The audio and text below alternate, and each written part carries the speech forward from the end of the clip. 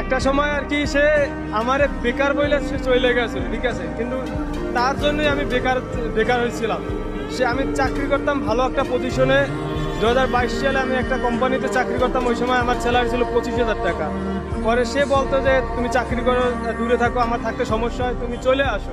পরে আমি চলে গেছি। চলে যাওয়ার পর পরবর্তীতে সে বলতে আসে তুমি বেকার, তোমার আমার ফ্যামিলি পছন্দ করবে না, এইসব অজুহাত দেখা তারপর সে চলে যায়।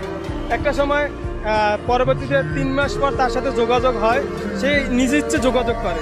তো তার একটা নজর দেখার জন্য মানে তার চাচার সাথে কথা হয়েছিল, কিন্তু তার সাথে একটা নজর দেখবো এই জন্য তার চাচার সাথে 10,000 টাকা কন্ট্যাক্ট হয়েছে। পরে আমি 10,000 টাকা তারে দিছি। দেওয়ার পর তারপর আমি একটা নজর দেখতে পারছি। দেখা করার জন্য তার কাছে তারা টাকা দিতে হয়েছে 10,000 টাকা দিতে হয়েছে। যে কাকাই বলছে যে যদি দেখতো আমার 10,000 টাকা দিতে হবে তাহলে তুমি দেখা করতে পারবা। তারপর আমি 10,000 টাকা দিছি। দেখতে পাচ্ছি। হ্যাঁ, তারপর দেখা হয়েছে। তার জন্য বললাম না যে মায়া সারা জীবনই থাকবে আমার, তার জন্য ভালোবাসা সব সময় থাকবে। তার ওই যে জায়গাটা আর কখনো কেউ নিতে পারবে না, হয়তো আমার লাইফে